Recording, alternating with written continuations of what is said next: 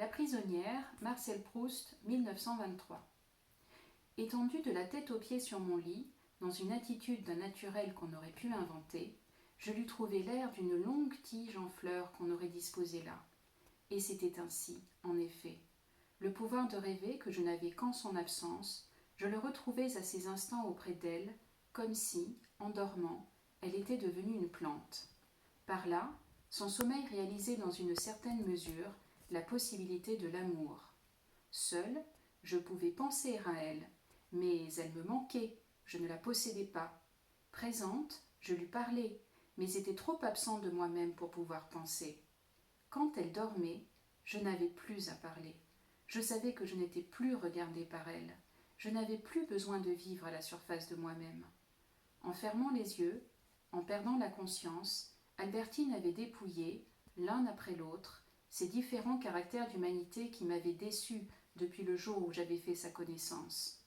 Elle n'était plus animée que de la vie inconsciente des végétaux, des arbres, vie plus différente de la mienne, plus étrange, et qui cependant m'appartenait davantage. Son moi ne s'échappait pas à tout moment, comme quand nous causions par les issues de la pensée inavouée et du regard. Elle avait rappelé à soi tout ce qui d'elle était en dehors. Elle s'était réfugiée, enclose, résumée dans son corps. En la tenant sous mon regard, dans mes mains, j'avais cette impression de la posséder tout entière que je n'avais pas quand elle était réveillée. Sa vie m'était soumise, exhalait vers moi son léger souffle. J'écoutais cette murmurante émanation mystérieuse, douce comme un zéphyr marin, féerique comme ce clair de lune qu'était son sommeil. Tant qu'il persistait, je pouvais rêver à elle, et pourtant la regarder, et quand ce sommeil devenait plus profond, la toucher, l'embrasser. Ce que j'éprouvais alors, c'était un amour devant quelque chose d'aussi pur, d'aussi immatériel, d'aussi mystérieux que si j'avais été devant les créatures inanimées que sont les beautés de la nature. Et en effet, dès qu'elle dormait un peu profondément, elle cessait d'être seulement la plante qu'elle avait été. Son sommeil, au beurre duquel je rêvais avec une fraîche volupté, dont je ne me fusse jamais lassée et que j'eusse pu goûter indéfiniment, c'était pour moi tout un paysage. Son sommeil mettait à mes côtés quelque chose d'aussi calme, d'aussi sensuellement délicieux que ces nuits de pleine lune dans la baie de Balbec, devenue douce comme un lac, où les branches bougent à peine, où, étendues sur le sable, l'on écouterait sans fin se briser le reflux.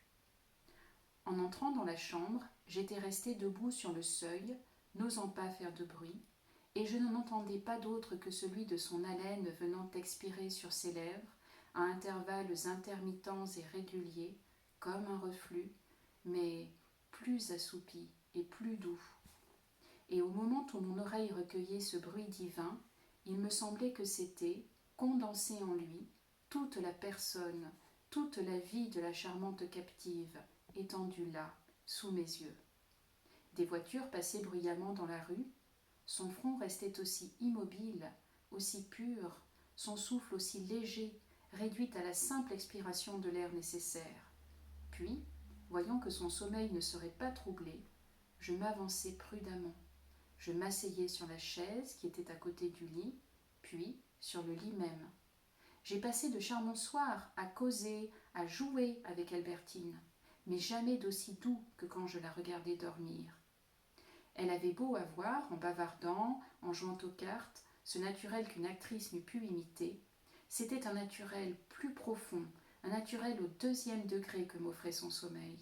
Sa chevelure, descendue le long de son visage rose, était posée à côté d'elle sur le lit, et parfois, une mèche isolée et droite donnait le même effet de perspective que ces arbres lunaires grêles et pâles qu'on aperçoit tout droit au fond des tableaux raphaëlesques d'Elstir.